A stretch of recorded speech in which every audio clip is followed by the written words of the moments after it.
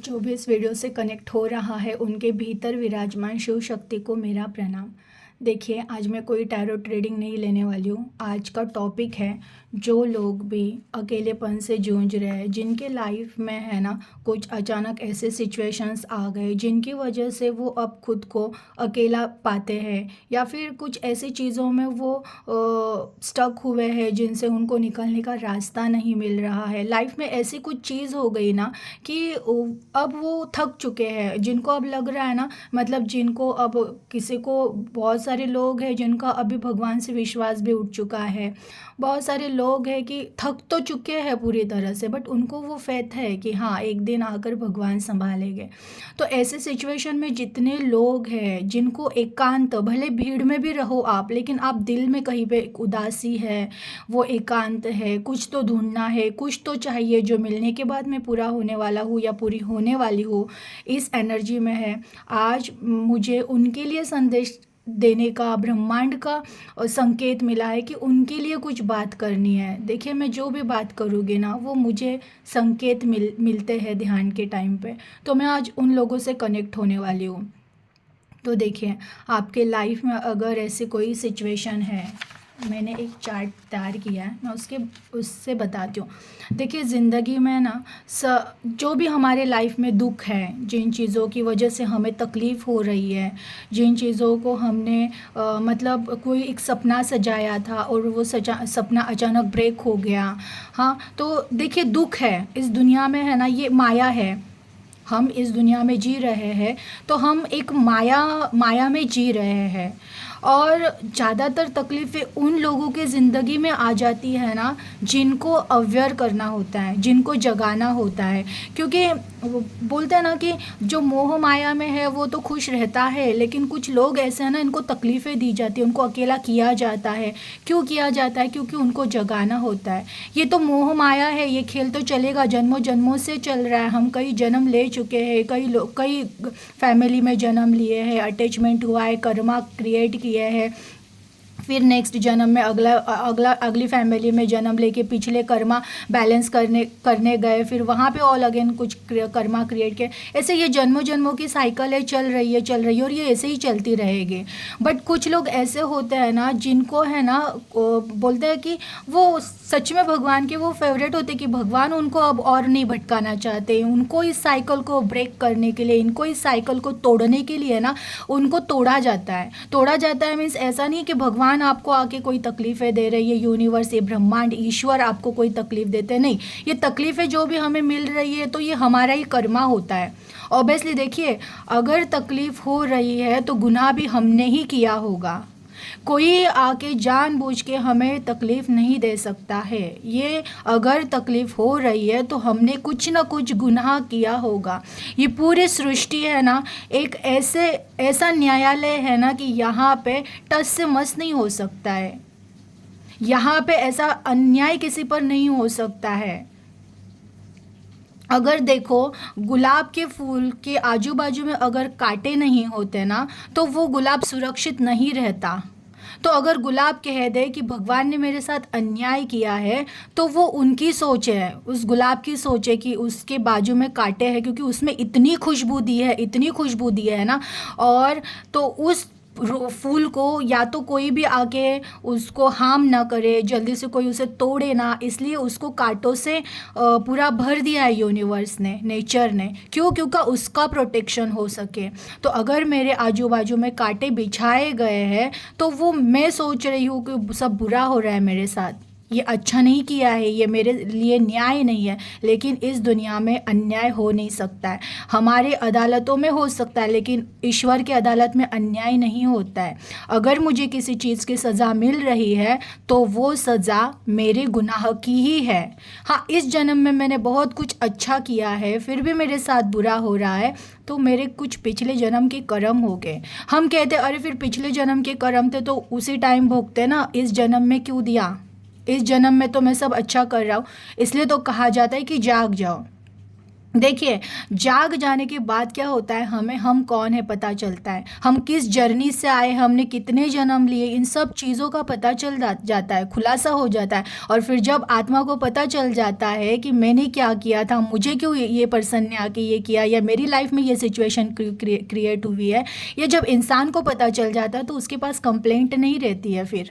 इसलिए तो कहा जाता है कि जाग जाओ, जिस दिन जाग जाओगे उस दिन कंप्लेंट ख़त्म हो जाएगी कि ये सिचुएशन क्यों आई, कोई पर्सन आके लाइफ में हर्ट करके क्यों गया, अचानक कोई रिश्ता हमारे घर से अचानक ऑफ हो गया, वो चला गया, तो वो क्यों गया और ये दुख क्यों हो रहा है। ये सब एक्चुअली माया का पर्दा है, जो माया हमें नचा रही है, रुला रही है, हंसा रही है। ये नचाती रहेगी, हंसाती रहेगी, रुलाती रहेगी, कब तक, जब तक आप इस साइकिल को ब्रेक नहीं करोगे। आपको कितने जन्म लेने हैं, कितने जन्म तक रोना है, कितने जन्म तक यही यही दुखों में घूमना है, इन रिश्तों में ही उलझना है। मैं ये नहीं कहती हूँ कि आप सब कुछ छोड़ छाड़ के संन्यास ले लो, नहीं। हमेशा मैं कहती हूँ कि भागना नहीं है, जागना है। भागो मत। हमें संसार में रह के, हमें फैमिली में रह के जागना है। जो भी आ रहा है उसको अलर्ट होके देखना है, सोचना है क्यों हो रहा है मेरे लाइफ में ये सब। अगर मेरे लाइफ में मुश्किलें आई है, अगर मेरे लाइफ में प्रॉब्लम है, अगर मैं किसी सिचुएशन से नहीं निकल पा रही हूँ, अगर मुझे मेरी लाइफ में अचानक कुछ ऐसा हो गया, अचानक कि मुझे समझ में भी नहीं आया और वो हो गया, मैं कुछ कर भी नहीं पाया और पाई तो वो चीज़ हो गई मेरे सामने सडनली, तो सोचो क्यों हुई, क्या कारण है। अगर दुख है तो दुख का निवारण भी है, दुख है तो दुख का कारण है तो निवारण भी है। तो मेरे दुख का निवारण क्या है अभी। तो उस तरह से देखिए, दुख है ना, दुख के कुछ टाइप होते हैं। प्यार या रिश्ता होता है, ये दुख का एक कारण है। अचानक कोई बीमारी हो जाना, कोई बहुत अच्छा सपना देखा था वो टूट जाना, किसी से तुलना करना। किसी किसी की लोगों की लाइफ ऐसे होती है ना कि एक्चुअली उनकी लाइफ बहुत अच्छी है, भले उनके पास थोड़ा पैसा है लेकिन खुद का घर है, अच्छी खासी फैमिली है, सब कुछ टाइम पे 2-3 टाइम हमें खाने पीने मिल रहा है, फिर भी ये लोग हैं ना किसी और को देख के कंपैरिजन। जैसे अभी सोशल मीडिया का ज़माना है, यहाँ पे बहुत कुछ दिखाया जाता है, रियलिटी में उनकी ज़िंदगी में वो सब चीज़ें नहीं भी हो रही है, लेकिन वो सोशल मीडिया पे दिखा रहे तो हम उनको देख कर वो होते, अरे जैसे कि मैंने अगर मेरे फ्रेंड का स्टेटस देख लिया तो उसने घर खरीदा, या फिर उसकी अच्छी मैरिज हो गई, उसको बहुत अच्छा हस्बैंड मिला, या फिर किसी मेरे फ्रेंड को बच्चा हुआ, तो मैं दुख में जाऊँगी, अरे मेरे साथ तो ये सब नहीं हो रहा है। ये तुलना करना भी एक दुख का कारण है, मैं तुलना करूँगी किसी से। इसलिए मैं कहती हूँ कि ज़्यादा सोशल मीडिया पे है ना वो चीज़ें देखो जिनसे हम मोटिवेट हो सके, हमें लाइफ में कुछ मिले। वो चीज़ें ना देखो कि जिससे हमारे माइंड में थोड़ा भी निगेटिव थॉट आ जाए। हमें किसी को किसी की लाइफ में इंटरफेयर नहीं, हमें किसी की लाइफ देखकर कंपैरिजन नहीं करना चाहिए, तुलना नहीं करनी चाहिए कि उनके लाइफ में सब कुछ अच्छा हुआ, मेरे लाइफ में ऐसा क्यों, या फिर मेरे कज़न, मेरे ब्रदर्स, मेरे सिस्टर्स जिनके सबकी लाइफ में तो सब कुछ अच्छा हो रहा है, मेरे लाइफ में ऐसा क्यों नहीं। ये तुलना भी एक दुख का कारण है।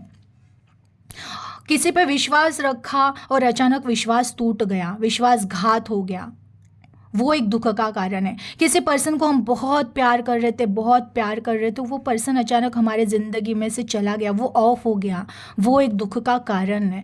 बट उस दुख के कारण को हमने पकड़ के रखा है। अब इसका निवारण क्या है। दुख तो है, दुख का निवारण क्या है। दुख का एक ही निवारण है, दुख है और दुख का निवारण भी है, क्या, जाग जाना, इस माया के मोह को तोड़ देना। अगर रिश्ता आया था, बहुत प्यार दिया था, अचानक वो चला गया है, माया है वो भी। पिछले जन्म का कुछ रहेगा, वो आया, उसने हमने उसको जो भी दिया था वो उसने दिया है, उसने लिया है, वो चला गया है। क्यों पकड़ के रखी उन चीज़ों को। देखिए, आपका नसीब का होगा तो भले जाने दो, आप रिलैक्स रहो, आप अपनी ज़िंदगी जीना स्टार्ट करो, आप अपने आप को प्रूफ करो, आप अपने आप में कुछ बनो और चलो। हो सकता है वो पर्सन रिटर्न आए भी, आस मत रखो, किसी पर्सन के लिए रोना छोड़ दो। अगेन कोई बीमारी हो गई है लाइफ में, अचानक ऐसे हो गया, सडनली कोई बहुत बड़ी बीमारी हो गई, हम स्टक हो गए, अब रो रहे हैं। बीमारी का कारण क्या था, क्या किया होगा हमने, क्यों हुई है ये बीमारी, इन कारणों को ढूंढो। ना कि अब ब्लेम करते हुए, रोते हुए उन बीमारियों को और बढ़ाओ, टेंशन लेकर, सोच सोच कर। बढ़ानी नहीं है बीमारी, हमें उसको, उन बीमारियों को हमारी बॉडी से निकालना है। मैंने कल का मेरा एक वीडियो था जिसमें मैंने बीमारी के बारे में डिस्कशन किया है। कोई भी बीमारी ये मानसिक बीमारी होती है, पहले वो हमारे माइंड को ख़राब करती है, उसके बाद वो बॉडी पर इफ़ेक्ट होता है उस निगेटिविटी का, और फिर वो हमारे किसी ऑर्गन्स को ख़राब करती है। तो और आत्मा में वो पावर है, वो हम खुद हील कर सकते हैं। कोई भी बीमारी रहो, कोई भी कहे नहीं ठीक होगी, लेकिन मैं कहती हूँ हमारी आत्मा में वो पावर होता है। हमारी आत्मा से हम हमारे पूरे बॉडी को हील कर सकते हैं, और वो जो भी बीमारी हमारे अंदर आई है उसको हम बाहर फेंक सकते हैं। कोई सपना अचानक टूट गया, मैंने कोई सपना देखा था कुछ, मैं ऐसे करने वाली हूँ वो करने वाली, अचानक उस सपने में ब्रेक आ गया, नहीं हो सका वो पूरा, और हम अब रो रहे बैठ के। क्यों रो रहे हो बैठ के? क्या होगा? और रोने से क्या होगा? रोने से सपना वापस ठीक हो जाएगा क्या? नहीं होगा। क्या करना पड़ेगा? जागना पड़ेगा, उठना पड़ेगा, मेहनत फिर से करनी पड़ेगी। परीक्षाएं तो ली जाएगी, अगर आपको कुछ मिलना है बहुत बड़ा तो उसके लिए बहुत बड़ी परीक्षा भी देनी पड़ेगी। तो परीक्षा देते देते आप हार के अगर बैठ जाओगे तो ऑब्वियसली मंजिल तो मिलेगी नहीं। तो तो क्यों टूट के बैठे हो? तुलना करना, क्यों तुलना कर रहे हो? उनकी लाइफ में सब अच्छा हो रहा है, मेरे लाइफ में ऐसा क्यों हो रहा है? तुम्हारी लाइफ अलग है, तुम्हारे लाइफ में उनसे अच्छा होना है कुछ तो। तुम्हें गढ़ा जा रहा है, अगर किसी पत्थर पे छन्नी हथौड़ों से मार दी जा रही है, उस पे चलाया जा रहा है, मतलब आप में से मूर्त घड़ाई जा रही है। उन लोगों को बस वो नॉर्मल पत्थर है, उनको फेंक दिए आजू बाजू में, वो जी रहे अपनी अपनी ज़िंदगी, जीने दो। तुम क्यों तुलना कर रहे हो? तुम्हें अगर कोई चीज़ अगर नहीं दी जा रही है तो क्योंकि तुमको कुछ बड़ा देने की तैयारी होगी ब्रह्मांड की, वो तुम्हें क्यों नहीं समझ रहा है? चलो ठीक है। और अगेन कुछ होता है विश्वासघात, किसी ने हमारे साथ, हमने किसी पे बहुत फेथ किया था, बहुत विश्वास किया था, और वो अचानक ऐसे हो गया कि हमारा उस विश्वास का उस पर्सन ने घात किया। अब हम उसको पकड़ के रखे, अरे मैंने तो बहुत विश्वास किया था, मैंने तो ये किया था, मैंने तो वो किया था। हाँ तो ठीक है, छोड़ दो उसके कर्मा पे। आप अपने लाइफ को क्यों स्पॉइल कर रहे हो? एक तो पहली बात तो आपको धोखा मिला है, तो धोखा मिल, जिसने दिया उसे उसका कर्मा मिलेगा, उसने दुख करना चाहिए, लेकिन वो तो दुख नहीं कर रहा है, आप दुख में बैठे हो। आपने उन चीज़ों को पकड़ के बैठ कर खुद की ज़िंदगी रोक कर बैठे हो, अपने लक को रोक कर बैठे हो। ये बात सच है, हम किसी भी चीज़ को जब पकड़ के बैठते हैं ना तो हम हमारे लक को रोकते हैं। यूनिवर्स ने कुछ अच्छी चीज़ें जो हमारे लाइफ के लिए अच्छी नहीं होती है, यूनिवर्स उनको हमारे लाइफ से फेंक रहे होते हैं, लेकिन हम है कि उन चीज़ों को पकड़ के बैठते हैं कि नहीं ये मेरा है, ये चीज़ तो मेरी थी, ये तो ऐसा था, ये तो वैसा था। अरे उन वो मोह था, वो माया थी, उसको हमारे लाइफ से निकाला गया है। और हर किसी की अपनी एक जर्नी है, हर कोई अपने एक जर्नी में यहाँ पे ट्रैवल कर रहा है। अगर वो आके कोई पर्सन आके आपको तकलीफ दे के गया है तो वो भी किसी अपनी जर्नी में जाएगा, उसको भी उसका कर्म, अगर आपसे आप पे अन्याय हुआ है तो उस पर भी अन्याय होगा, वो तो बैलेंस होगा। उन चीज़ों के लिए क्यों रो रहे हो? अगर आपको कोई पर्सन, हमारे घर का कोई सदस्य इस दुनिया से चले गए हैं, आप उस दुख को अगर पकड़ के बैठे हो तो आप सोचो वो आत्मा तो अपने नेक्स्ट जर्नी में भी चली गई, उनको पता भी नहीं होगा कि आप इतना यहाँ पे कितना दुख कर रहे हो।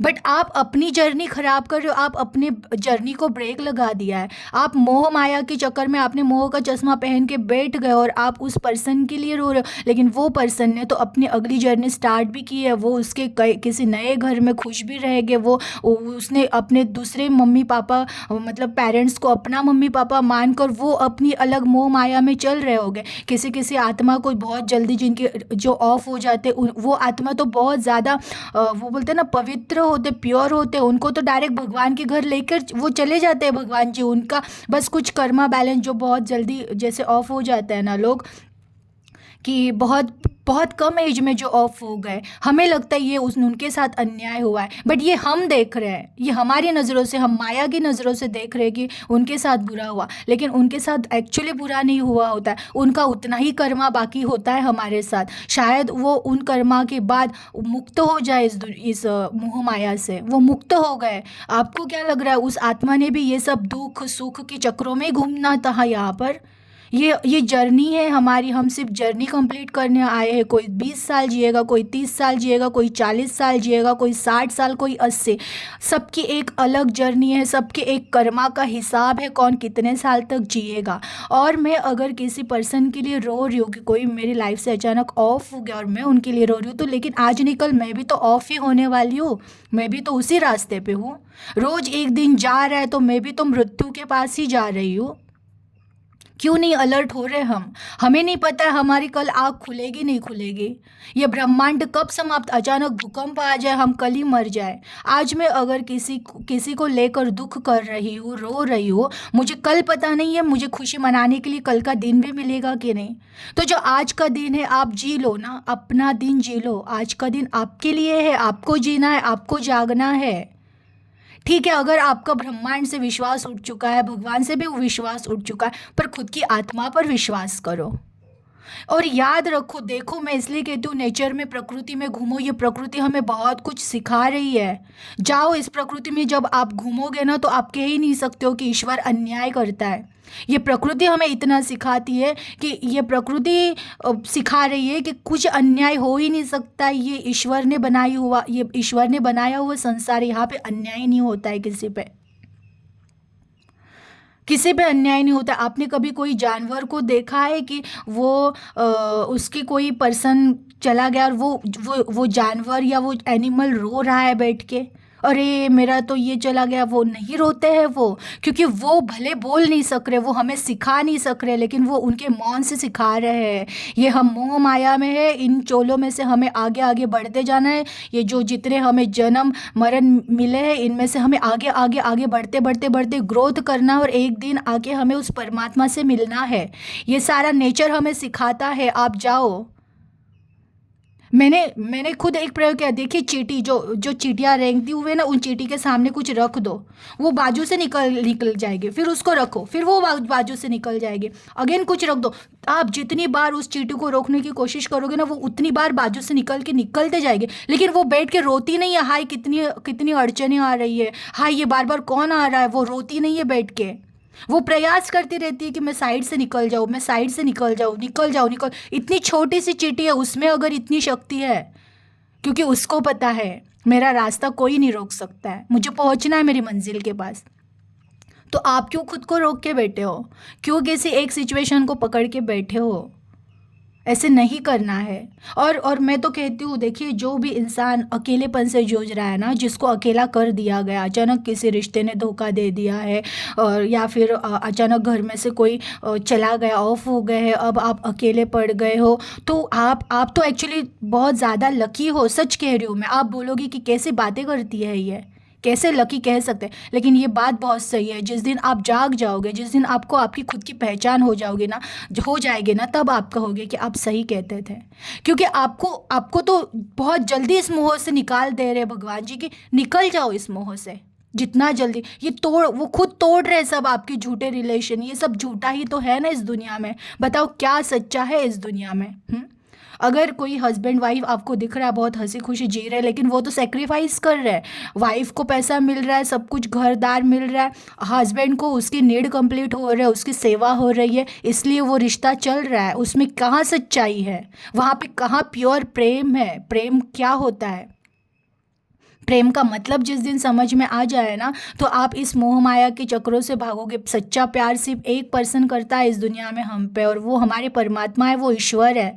उनसे बढ़कर प्यार इस दुनिया में कोई नहीं कर सकता है। भले देखिए आप किसी पर्सन से बहुत प्यार करते हो, वो आपसे बहुत प्यार करता है, बट आप उसके खिलाफ जीना शुरू करो। जो उसे पसंद है वो जो उसे नहीं पसंद है वो चीज़ें करना स्टार्ट करो। देखना देखते देखते उसका प्यार बदल जाएगा।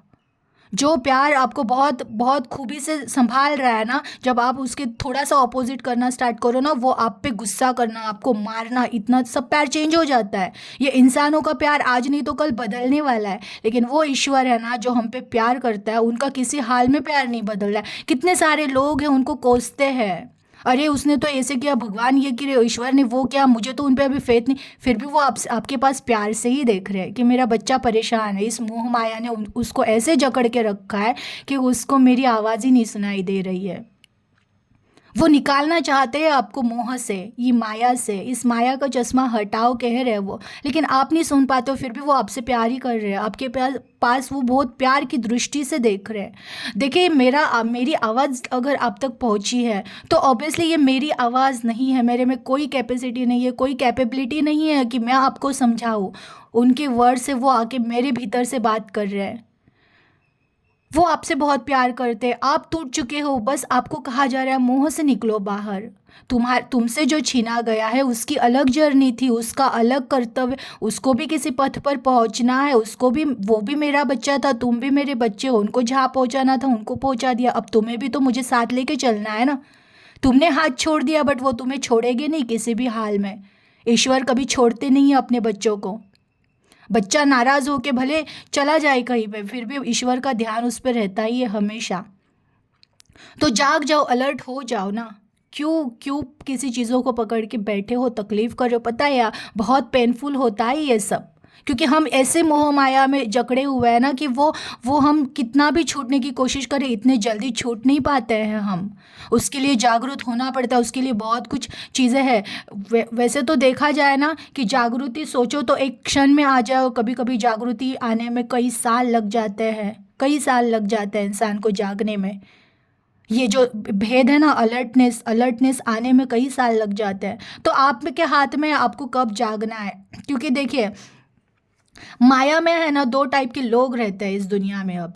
एक होते साधारण मनुष्य, जिनके जो फिर वो माया में ही उलझे रहते हैं, उनके पास फिर सुख दुख सुख दुख सुख दुख आता रहेगा। थोड़े टाइम का सुख आएगा, वो भूल जाएंगे दुख को, अगेन उनको एक थप्पड़ लगाई जाएगी, अगेन वो रोएंगे, अगेन वो रोते रहेंगे और हाय ये क्यों हुआ वो हुआ। फिर अगेन उनके लाइफ में थोड़ा सा सुख दिखाया जाएगा, अगेन उस सुख के पीछे वो अट्रैक्ट हो गए, फिर एक थप्पड़ लगाया जाएगा, फिर वो रोएंगे हाय रे दुख आ गया जिंदगी में। तो ये साधारण लोग यही इसमें ही उलझे रहते हैं जिंदगी भर। और जाइए आप अपने आजू बाजू में सारे लोगों का, वो बोलते हैं ना, निरीक्षण परीक्षण कीजिए और पूछिए कि आप सच में 100% सुखी हो क्या। जिनको सब कुछ मिल भी गया है ना, उनको पूछ लेना कि आप 100% सुखी हो क्या। वो खुद भी कहेंगे नहीं यार, कुछ तो कम है जिंदगी में। क्या कम है? उस ईश्वर का प्रेम।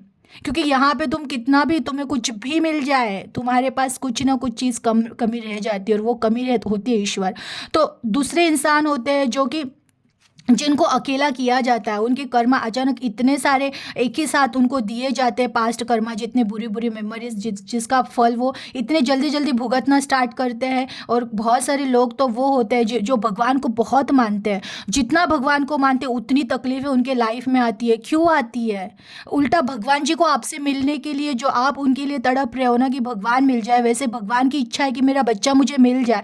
और इसलिए क्या होता है ना, आपके पूरे कर्मा जो है ना, पिछले जितने कर्मा है वो एकदम ज़्यादा फास्ट आपकी लाइफ में आने स्टार्ट होते हैं, उतनी ज़्यादा तकलीफें आने स्टार्ट होती है। क्योंकि भगवान भी चाहते हैं कि जल्दी से इनके पूरे कर्मा, क्योंकि वो कर्मा में इंटरफेयर नहीं करते हैं। क्योंकि आपने अगर बीज लगाया है तो वो रोप बनेगा, पेड़ बनेगा, फल देगा ही देगा, वो इंटरफेयर नहीं कर सकते। हाँ, वो क्या कर सकते हैं, फिर भगवान क्यों चाहिए किसी किसी का? अगर वो कुछ कर ही नहीं सकते तो वो भगवान ये कर सकते हैं कि आपको अंदर से हौसला दे सकते हैं, आपको अंदर से जगाने की कोशिश कर सकते हैं। जाग जाओ, तुम्हारे में वो पावर है, तुम्हारे में हिम्मत है, तुम मेरे बच्चे हो, तुम में वो शक्ति है कि तुम इन सब चीज़ों में से निकल के बाहर निकल सको। ये वो हिम्मत देते हैं।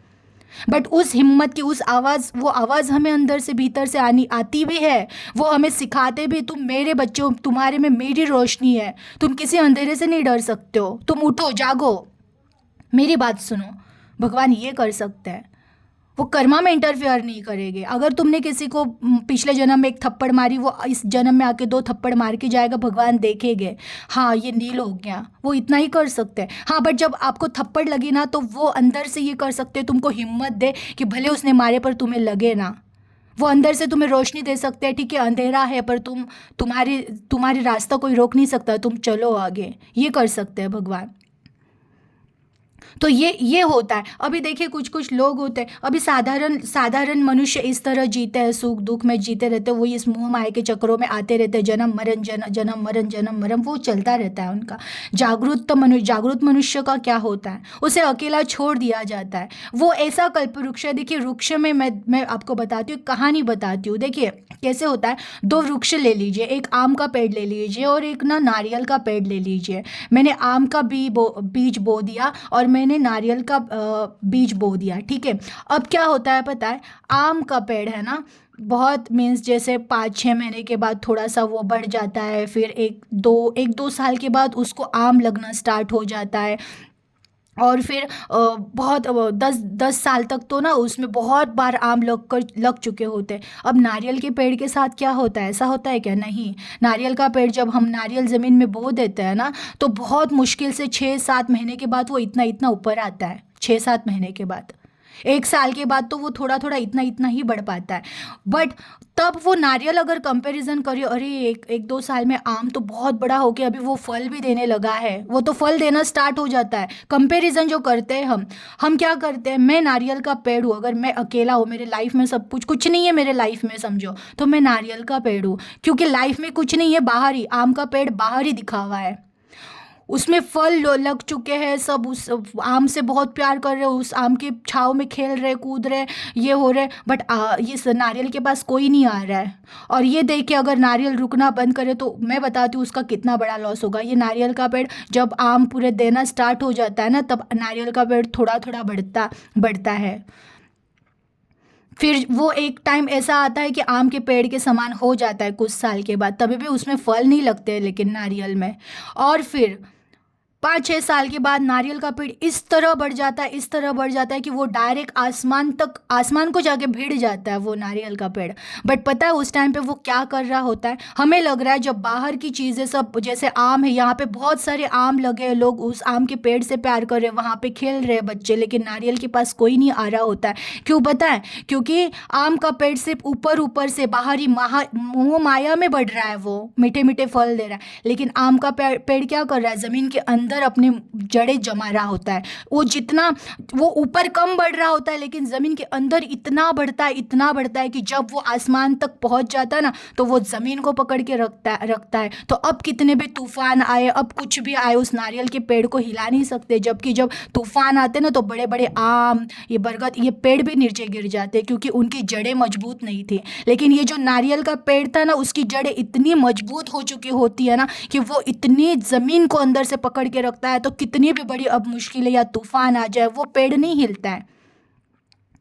वो पेड़ है हमें बाहर के दिखावों से दूर रखा गया है, लेकिन हमारी आत्मा की जड़ें इतनी मजबूत हो रही है कि हम परमात्मा को पकड़ रहे हैं। अब जिस दिन हम परमात्मा को पूरी तरह से जकड़ लेंगे, पकड़ लेंगे हमारी आत्मा में ना, तो हम उतना बड़ा आकाश तक झेप लेंगे। और वो बोलते हैं ना, कोई भी तूफान आए फिर हम नहीं डगमगा सकते हैं। और अगेन एक बात बताती हूँ, देखिए आपने कभी आम को भगवान के चरणों में चढ़ाया हुआ है, या नारियल को हम भगवान के चरणों में चढ़ाते हैं? बताइए, हम किसको ना चढ़ाते हैं? भगवान। नारियल का पेड़ वो फल देता है, कई सालों के बाद उसे फल लगते हैं, लेकिन उसका फल फिर ऐसा रहता है ना, कि वो फल भगवान को चढ़ाया जाता है, वो भगवान पे अर्पण किया जाता है। मीन्स हम आज नहीं तो कल जो भी तकलीफ में है, जिस दिन उस परमात्मा को पकड़ लेंगे, जकड़ लेंगे ना, तो हम भगवान पे ही चढ़ने वाले, क्योंकि हम उनके लिए ही आए हैं। हम उनके मंदिर में ही जाएंगे, हम कहीं फेंके नहीं जाएंगे, हम मंदिर में ही जाएंगे और प्रसाद बनकर बटेंगे सब में। हम वो है जो भी अकेला रह रहा है, उन्हें लग रहा है बहुत तकलीफ है लाइफ में, ये सब दुख क्यों आए हैं, मुझे अकेला क्यों किया गया है, क्यों मैं हमेशा पीछे रह गया, सब मेरे आगे चले गए, मुझे क्यों सब सुख नहीं मिले। तुम आम का पेड़ नहीं थे, तुम नारियल का पेड़ थे। तुम्हें सुख नहीं, तुम्हें भगवान मिलने वाले हैं।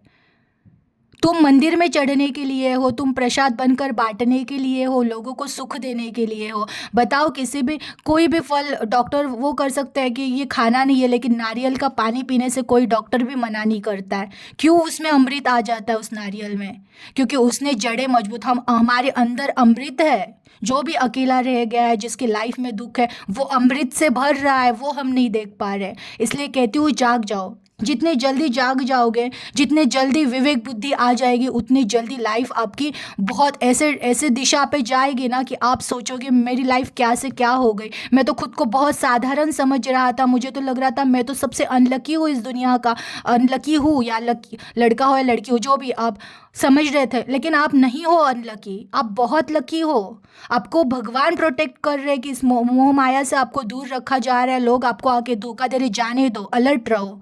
अगर बहुत बहुत अलर्ट रह के जीना है हमें मोह माया की चक्करों में नहीं फंसना है। मैं ये नहीं कहती हूँ संसार छोड़ के भागना है, लेकिन अब अलर्ट होकर जीना है। जैसे हम हैं वैसी दुनिया नहीं है यहाँ पर।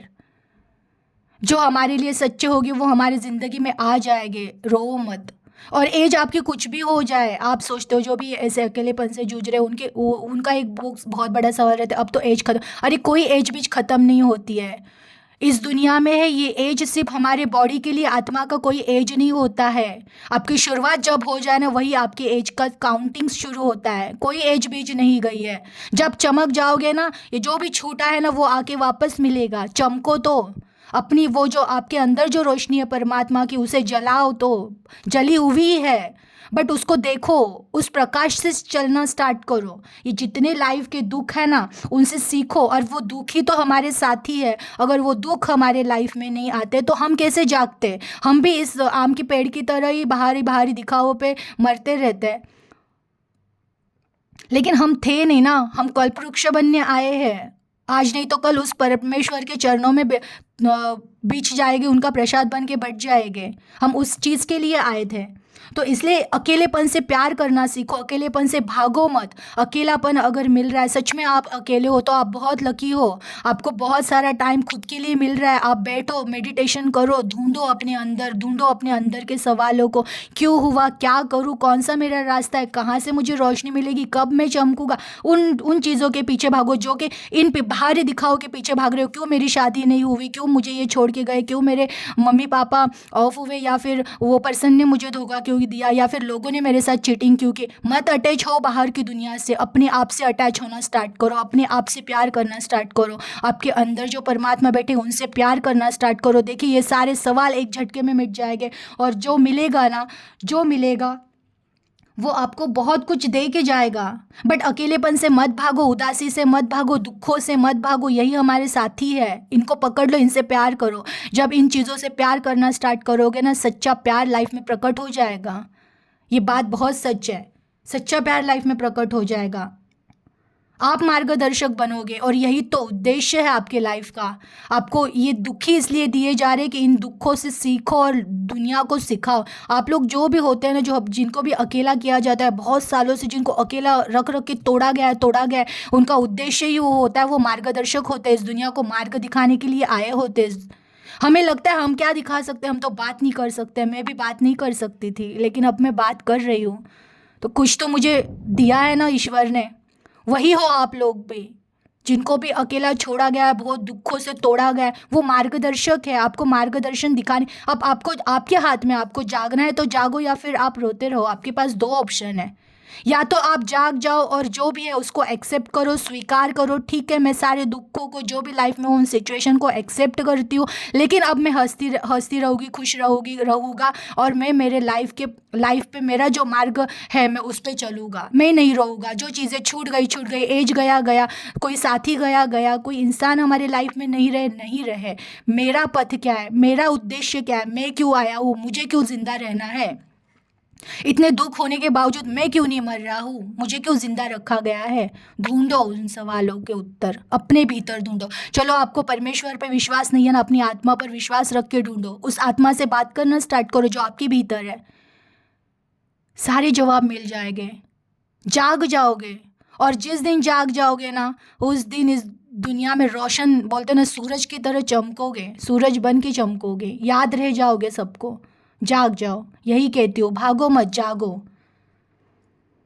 तो अब ये कंप्लेंट करना छोड़ दो। बुरा हुआ, बुरा नहीं हुआ, बहुत अच्छा होने के लिए बुरा हुआ है आपकी लाइफ में, हंसते हंसते एक्सेप्ट करो।